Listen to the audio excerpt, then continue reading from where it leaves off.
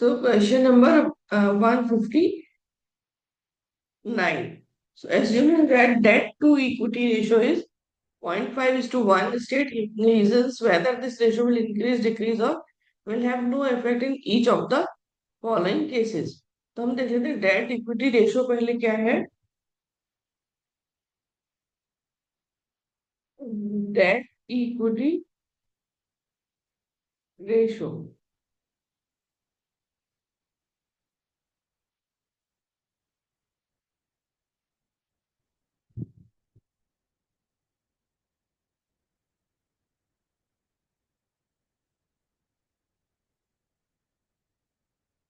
मतलब long term debt divided by share holder funds. तो ये इन्होंने दे रखा है 0.5:1. तो यदि हमें शेयर होल्डर फंड्स को 1 लाख अज्यूम किया तो लॉन्ग टर्म डेट 50,000 होना चाहिए. ठीक है, तो ये हमारे एज्यूम फिगर है. Share holder fund 1 lakh and long term debt 50,000. अब हमारा फर्स्ट कंडीशन है issue of preference share for cash.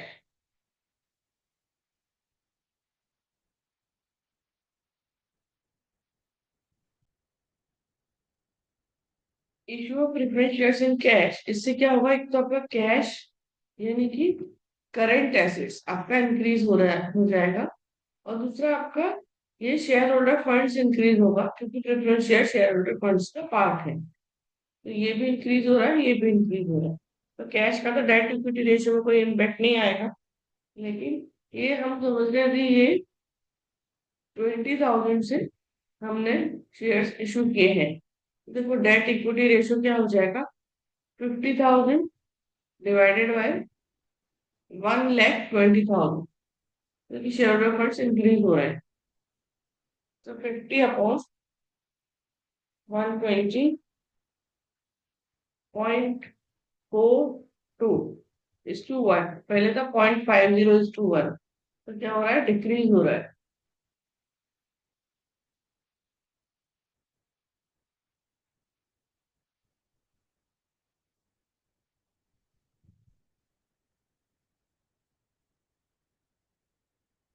Second point है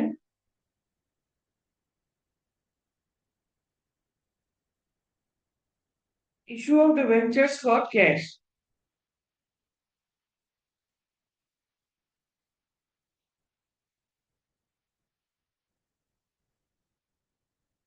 इससे क्या इंक्रीज होगा, एक तो कैश, कैश तो करंट एसेट्स है. और दूसरा हमारे नॉन करंट लायबिलिटी या लॉन्ग टर्म डेट हमारे इंक्रीज हो रहे हैं. ठीक है, 20,000 से. तो हमारा था debt equity ratio, debt upon equity shareholders funds. तो ये यहाँ पर इंक्रीज हो जाएगा 20,000 लॉन्ग टर्म डेट. तो 70,000 इंटू अपॉन 1 लाख, तो आ जाएगा 0.70:1. तो ये पहले क्या हो रहा है, पहले था 0.50, अब है 0.70. तो ये हो रहा है इंटू या इंक्रीज.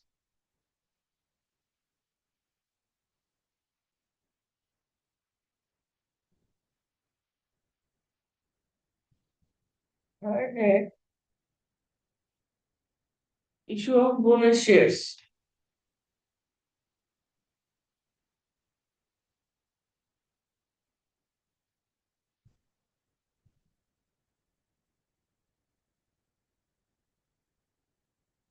तो देखो बोनस शेयर्स करने से एक तरफ तो शेयर्स इशू हो रहे हैं, तो इक्विटी शेयर कैपिटल इंक्रीज हो जाएगा, मतलब शेयर होल्डर फंड्स इंक्रीज हो रहे हैं. दूसरा हम बोनस शेयर्स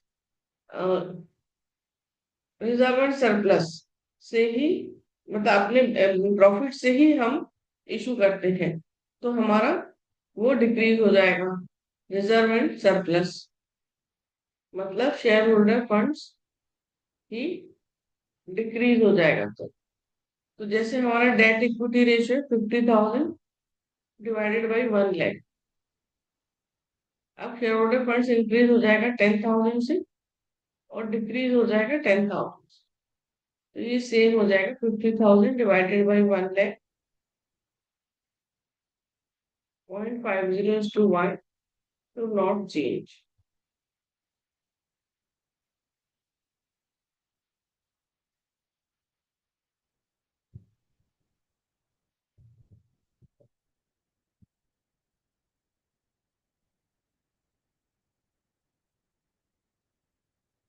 फोर्थ है repayment of long term borrowing.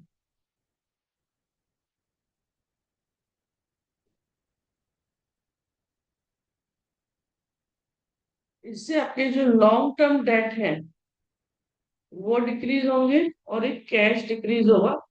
Cash मतलब करेंट एसेट्स डिक्रीज हो रहे हैं।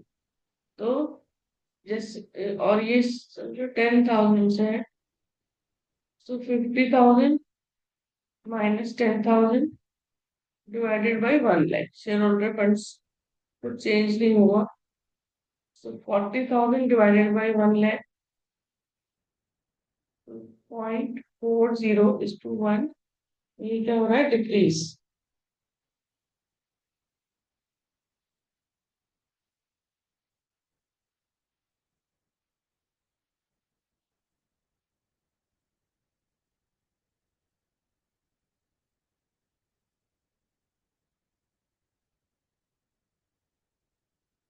फिफ्थ है conversion of debentures into equity share.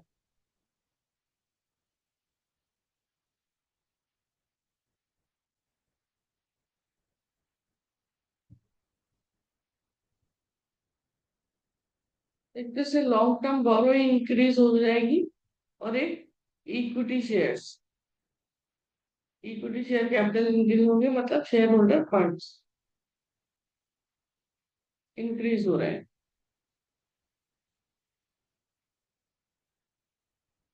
यदि ये 50,000 का है लॉन्ग टर्म डेट, इसमें 10,000 इंक्रीज हो रहे हैं। और शेयर होल्डर फंड्स यदि 1 लाख का है, इसमें भी 10,000 से इंक्रीज हो रहा है।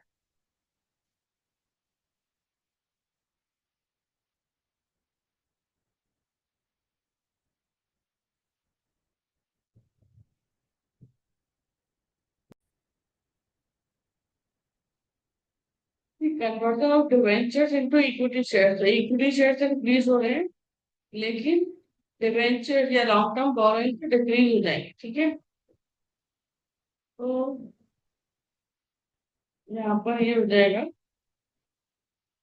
माइनस, ये हो जाएगा 44। 40 डिवाइडेड बाय 110.36 इज टू 1। ये हो रहा है डिक्रीज।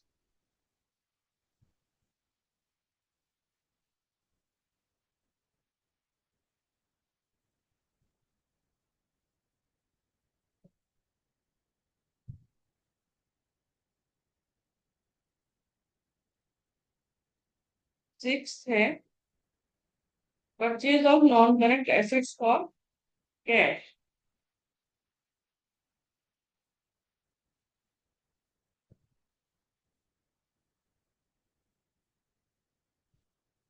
इससे क्या होगा? नॉन करंट एसेट्स इंक्रीज होंगे, करंट एसेट्स डिक्रीज होंगे। तो डेट इक्विटी रेशियो पर कोई चेंज नहीं आएगा।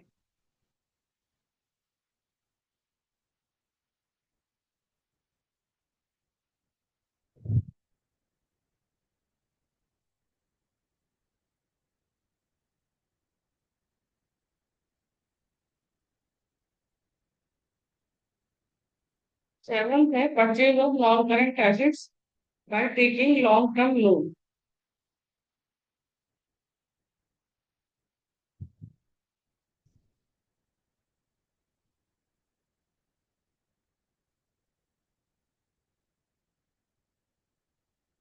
देखो, एक तो आपका नॉन करंट एसेट्स इंक्रीज हो रहा है और दूसरा आपने लॉन्ग टर्म लोन लिया है तो वो भी आपके इंक्रीज हो रहा है।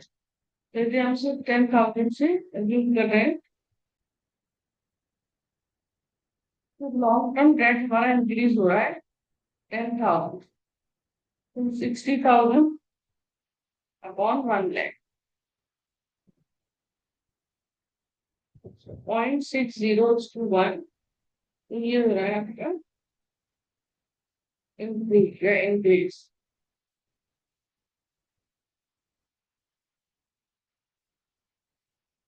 फिर हम करेंगे 8, sale of non current assets, book value 5 lakh, sale हुआ है 4 लाख, लॉस पर हुआ है।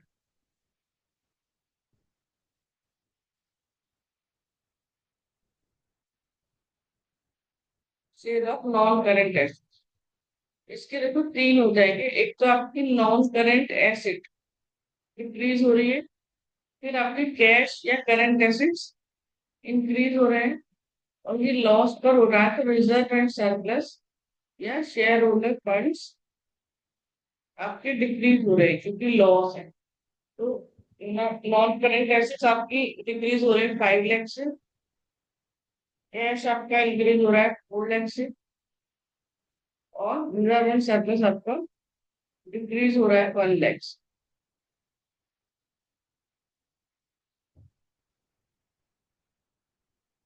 तो यदि हमारा ये 50,000,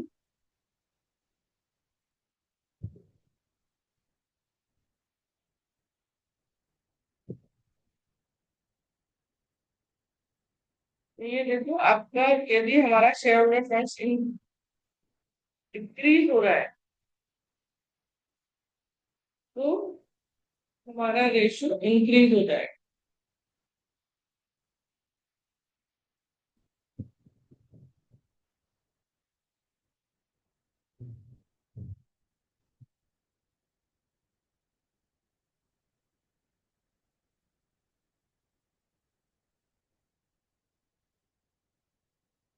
cell of non current assets, book value, profit 50,000।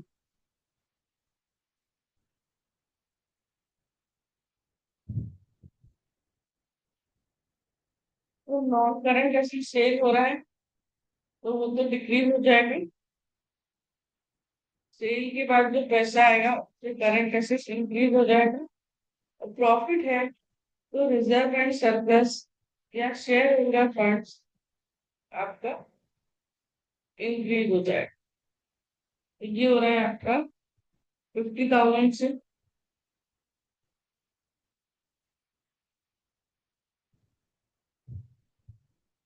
ये 2,50,000 से, और ये 2 लाख। तो यदि हमारा शेयर होल्डर फंड्स इंक्रीज हो रहा है, तो हमारा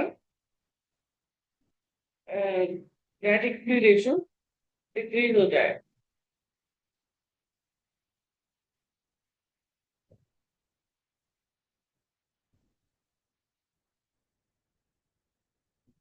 अब फिर हम करेंगे next question 160।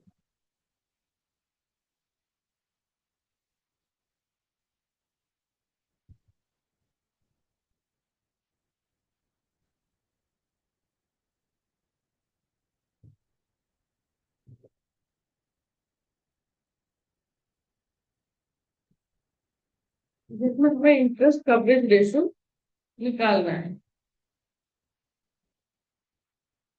Interest coverage ratio का फॉर्मूला है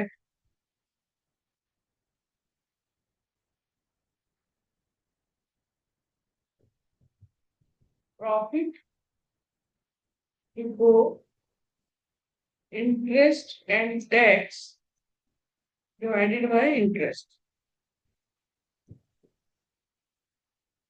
हमें प्रॉफिट आफ्टर टैक्स दिया हुआ है, इसे हमें प्रॉफिट बिफोर टैक्स बनाना है। ठीक है, तो देखो सबसे पहले क्या होता है, profit before interest and tax, ये तो हमें दिया नहीं है, तो इसमें से हम क्या करते हैं, इंटरेस्ट माइनस करते हैं, और फिर जो आएगा उसको बोलेंगे प्रॉफिट बिफोर टैक्स, फिर उसमें से टैक्स माइनस कर देंगे, फिर जाएगा उसको बोलेंगे प्रॉफिट आफ्टर टैक्स।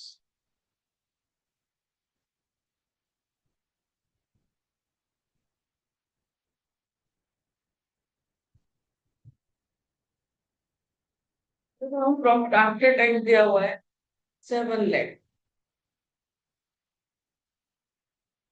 हमने ये फिगर दी है, साथ में हमें 30% का टैक्स रेट दिया हुआ है। तो ये 30 है तो ये हमेशा 100 होगा profit before tax. Profit after tax हो जाएगा 70।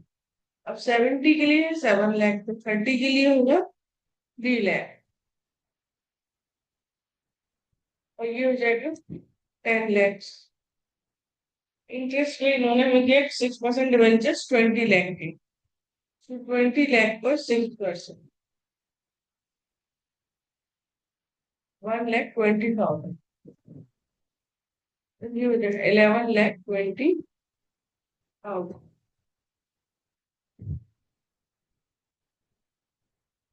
11,20,000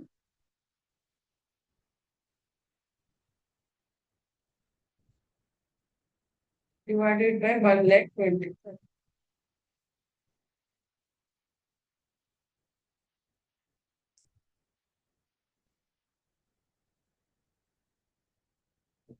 Nine point three three times.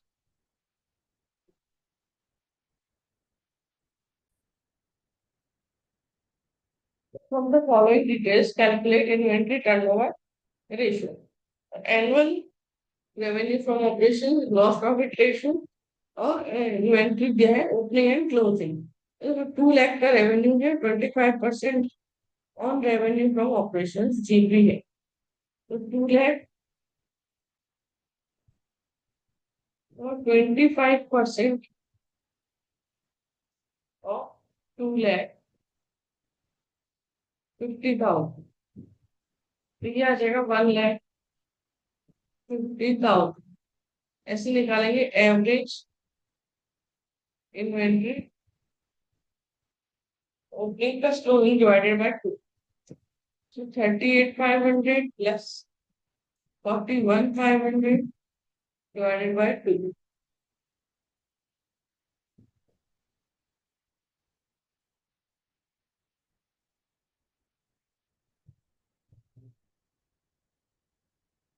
40,000, so 1,50,000 divided by 40,000,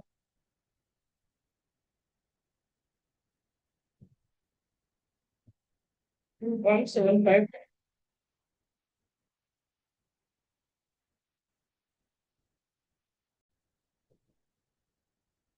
So question number 162, calculate inventory turnover ratio। तो देखो इन्वेंट्री टर्नओवर रेशियो का फॉर्मूला है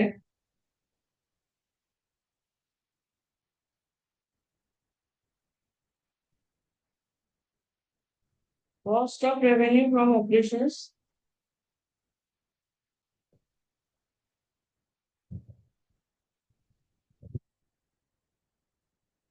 डिवाइडेड बाय एवरेज इन्वेंट्री।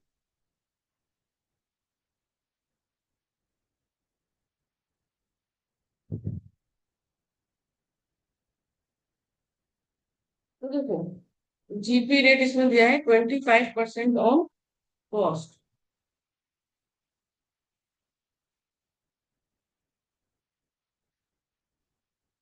मतलब 1/4 ऑफ कॉस्ट, लेकिन cost दिया ही नहीं है, तो रेवेन्यू दिया सेल्स दिया है, तो 1/5 ऑफ सेल्स। यदि कॉस्ट पे 1/4 है तो सेल्स पे 1/5 होगा, यदि कॉस्ट पे 1/3 है तो सेल्स पे 1/4 होगा, यदि कॉस्ट पर 1/2 है तो सेल्स पे 1/3 होगा। ठीक है, तो इसके इस हिसाब से हम करें तो हमारे हमारे वीपी होगा, वो होगा 2 लाख का 1/5, 40,000। So cost of revenue will be revenue minus gross profit. So 2 lakh minus 40,000 equals 1,60,000। Average inventory निकालेंगे हम।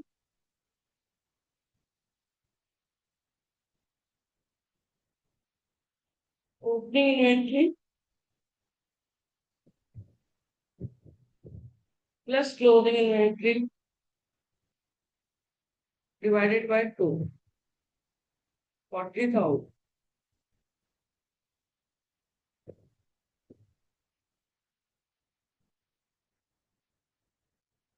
4 times.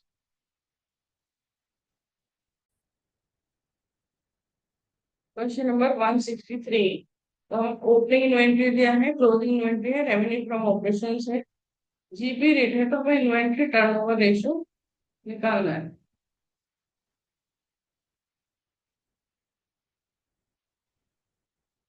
Inventory turnover ratio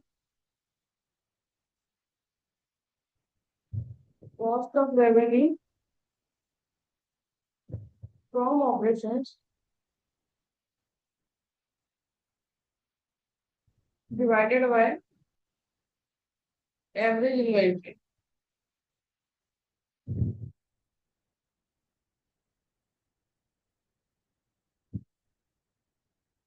so cost of revenue, देखो रेवेन्यू हमें दिया है 2 लाख, और उसमें से हम जीपी रेशियो माइनस कर देंगे 25% ऑफ 2 लाख। और इन एवरेज इन्वेंट्री के लिए opening inventory plus closing inventory divided by 2। So 1,50,000 divided by 20,000, 7.5 times।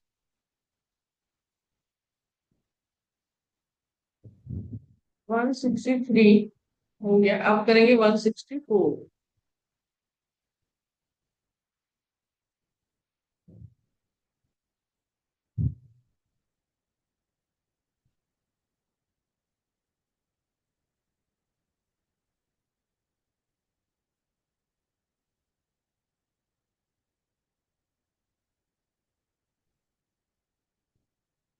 164 में देखो ओपनिंग इन्वेंट्री दिया, क्लोजिंग इन्वेंट्री दिया, रेवेन्यू भी दिया है, ओके, अब ग्रॉस प्रॉफिट भी दिया है। So inventory turnover ratio equals cost of revenue from operations divided by average inventory.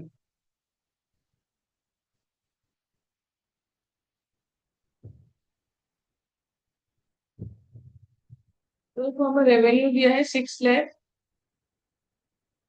और ग्रॉस प्रॉफिट दिया है 33.33% of 6 lakh divided by average inventory, जिसमें closing inventory plus opening inventory divided by 2।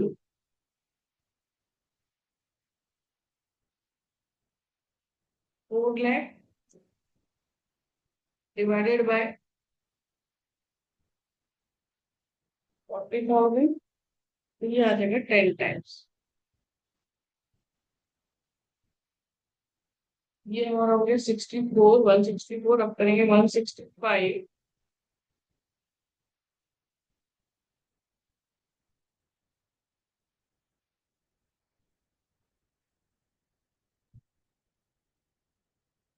Same है ये देखो, लेकिन इसमें जीपी दिया है 33.33% ऑफ कॉस्ट, यानी जीपी है आपका 1/3 ऑफ कॉस्ट। तो कॉस्ट इसमें दिया नहीं, रेवेन्यू दिया, तो ये 1/4 ऑफ रेवेन्यू आ जाएगा।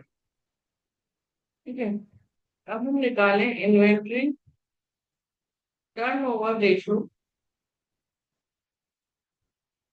तो हमें चाहिए कॉस्ट ऑफ रेवेन्यू। तो जो रेवेन्यू है 6 लाख, इसमें से हम ग्रॉस प्रॉफिट निकाल दें तो आ जाएगा cost of revenue divided by average inventory. So opening inventory plus closing inventory divided by 2.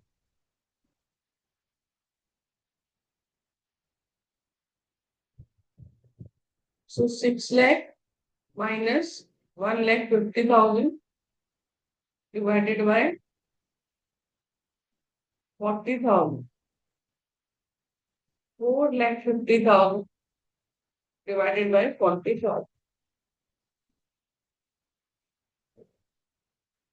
11.25 times.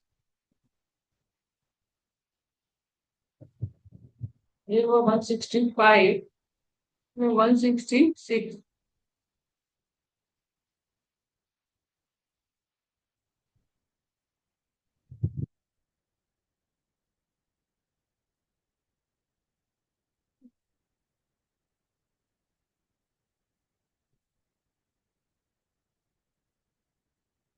तो 166 में ओपनिंग इन्वेंट्री दिया है, परचेज है, रेवेन्यू फ्रॉम ऑपरेशन है, ग्रॉस प्रॉफिट रेशियो है, calculate inventory turnover ratio.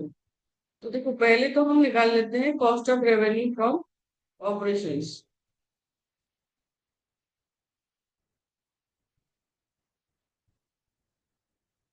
Cost of revenue के लिए है रेवेन्यू माइनस ग्रॉस प्रॉफिट। तो रेवेन्यू है 3,20,000 माइनस ग्रॉस प्रॉफिट है 25% ऑफ रेवेन्यू, यानी 3,20,000 का 25%। तो 3,20,000 माइनस 80,000,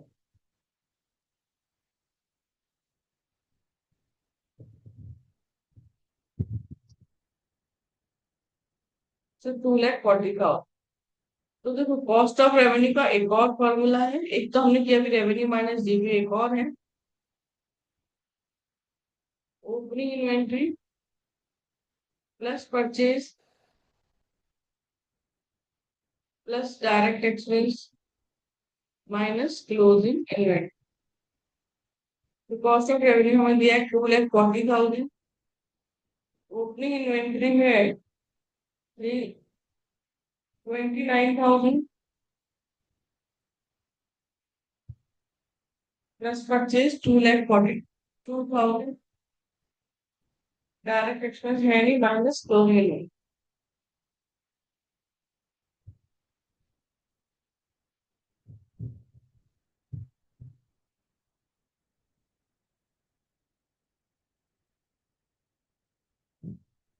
तो 71,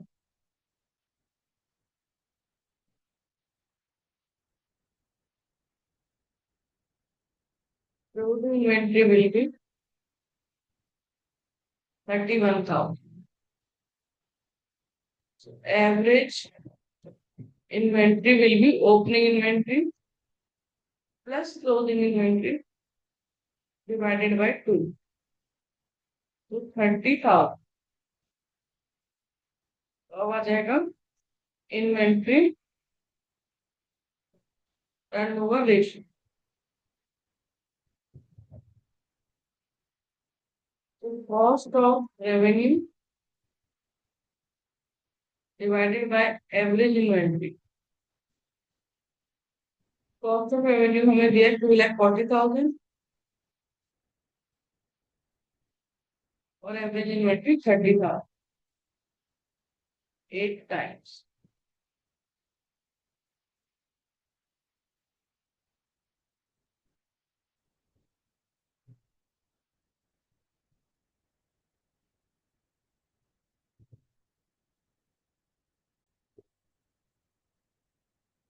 क्वेश्चन नंबर 167। देखो क्लोजिंग इन्वेंट्री दी हुई है, परचेज है, परचेज रिटर्न्स है, कैरेज है, रेवेन्यू फ्रॉम ऑपरेशंस है, revenue from operation sales return है, gross profit ratio 20% of cost. तो जीपी रेशियो दिया है 20% ऑन कॉस्ट, मतलब 20/100 of cost means 1/5 of cost, तो ये सेल्स का हो जाएगा 1/6 ऑफ रेवेन्यू। ठीक है, अब देखिए रेवेन्यू कितना है हमारा, रेवेन्यू है 1,90,000 माइनस सेल्स रिटर्न 10,000, 1,80,000। जीपी हो जाएगा 1,80,000 का 1/6, 30,000। कॉस्ट ऑफ रेवेन्यू,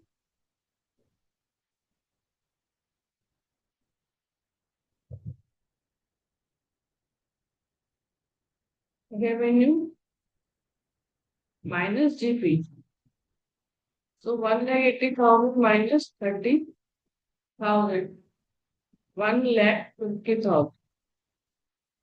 अब कॉस्ट ऑफ रेवेन्यू का हम दूसरा भी फॉर्मूला लगाएंगे। Cost of revenue opening inventory plus purchase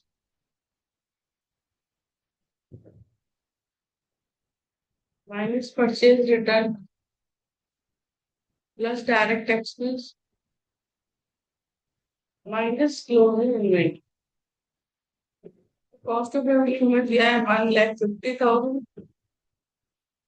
opening inventory में, ओपनिंग इन्वेंट्री हमें नहीं दिया है, तो वो हम फाइंड आउट कर लेंगे। प्लस परचेज है हमारा 1,48,000 minus purchase return 8,000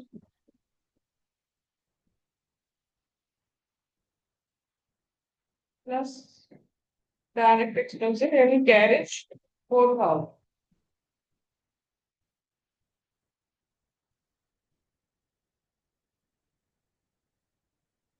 minus closing inventory 22,000।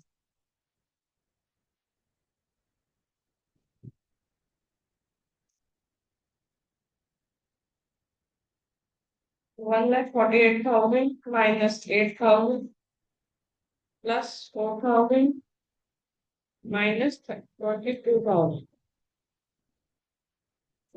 Plus 1,22,000। Opening inventory will be 28,000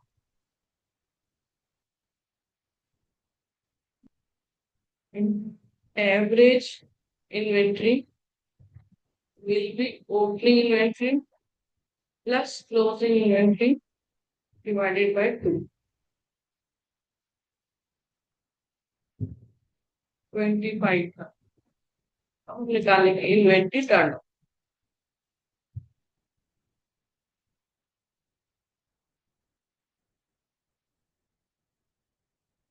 cost of revenue divided by average inventory.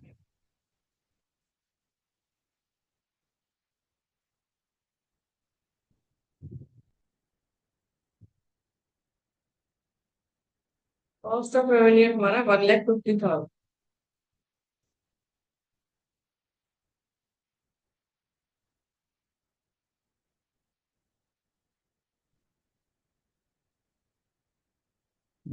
ठीक है।